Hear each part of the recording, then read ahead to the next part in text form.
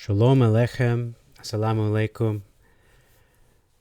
A renewal, Pax Vobiscum, peace be unto you. I wanted to do this video on this word SHIBBOLETH because I felt the last video where I covered the full chapter of Judges, chapter 12, was a little too long. So I want to simplify exactly what I was the point I was trying to get across. So if I just, I'm going to show you right here why I believe Shibboleth is not the correct word being used. Okay, so I'm going to just do that there. Okay, so as we know, in the Masoretic and most Bible translations, the word that they say is the code word to know whether the person crossing the river is Ephraimite or not is this word, Sibboleth or Shibboleth. So they could not pronounce the H according to the Masoretic text and according to the popular teaching on this. However, this is such an easy word to correct, in my opinion. Shibboleth to Sibboleth. If you if you take notice of what is actually the correct pronunciation, then a lot of people's lives would be spared. Just a matter of one little correction of adding the H. Okay. However, when we looked at the Septuagint translation, it doesn't even use the word Shibboleth or Sibboleth. It used a different word, which was stakis or stakus. Now, I don't lean towards this because, again, the Tanakh, which was not written by Moses, as I said in the last video, it was only the Torah that was written by Moses. But this word stakis is Greek, so it is a Greek word, and it means a spike or ear of either barley or wheat. However, it cannot mean corn because corn was not a Middle Eastern crop. Again, I have to repeat myself over and over, but I just want to pound that to the ground and make sure that's firmly understood. So this word stakis means that, and we know they weren't speaking Greek, they were speaking Hebrew. So what is the actual word that they were using? It wasn't Shibboleth because, again, if you refer to my previous video, Sibboleth or Shibboleth could mean a body of water, and most often it does mean that. It's referred to a body of water, a whirlpool, or what have you. But if we reverse engineer this word, reverse engineer the Septuagint from the Greek back into the original Hebrew, we have to translate what this word is, spike or ear of barley or wheat. So we came up with two different possibilities. So scenario one was Abib or Aviv. But I said, no, this is not it because it's too easy.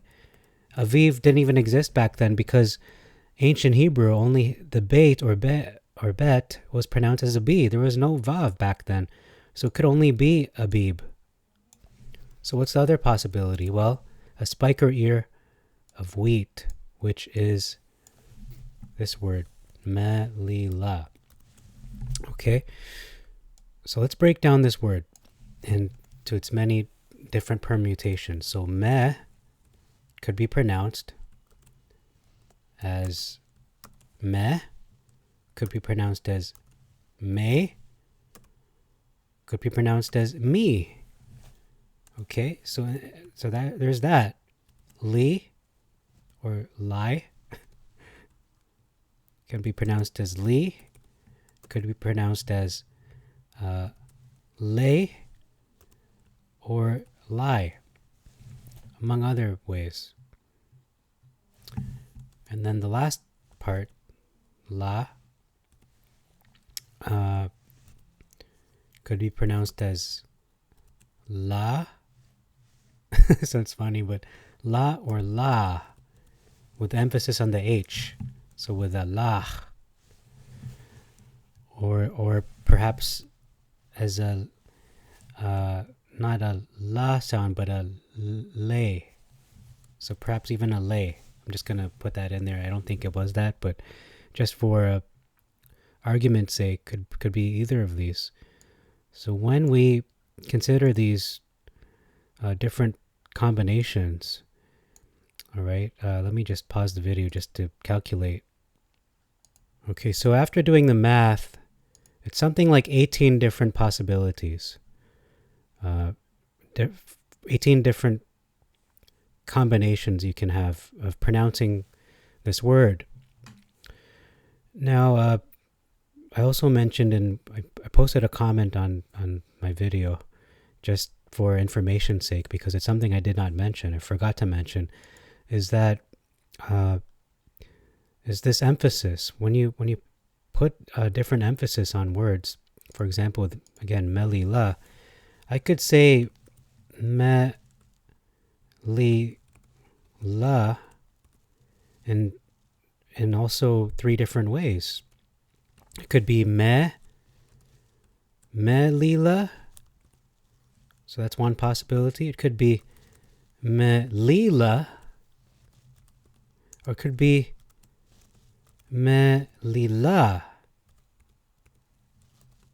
Emphasis on the last syllable. Okay, so that introduces another layer of complexity. Is it melila, or is it melila? Or it could even be, again, adding the other possibilities. May lay, or may layla. Is it may layla? Is it me layla or me layla?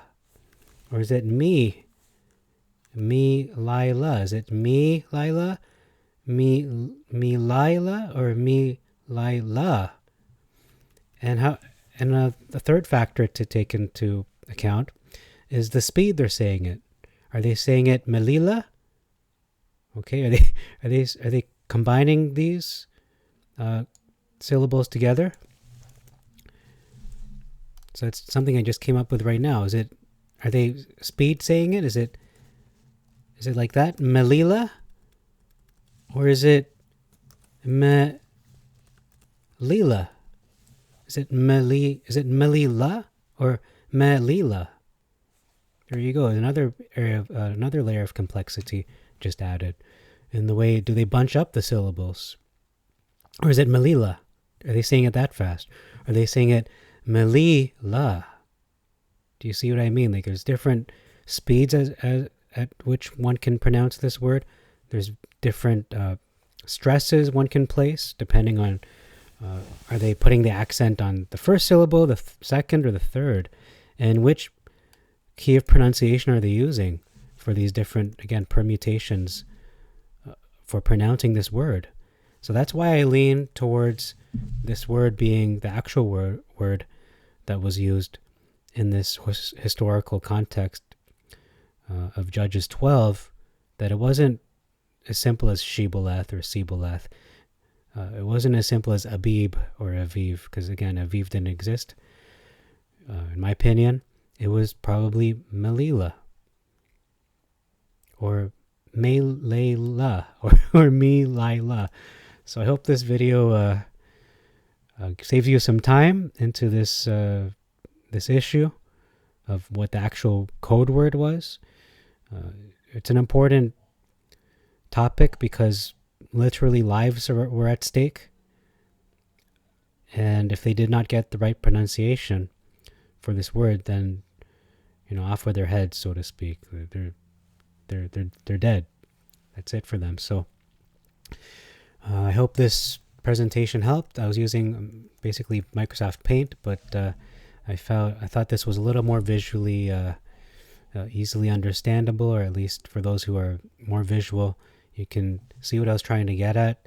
in my previous video, which was almost half an hour long. So this is a lot shorter, and just get straight to the point of the focus of that video, which was the real code word was not SHIBBOLETH.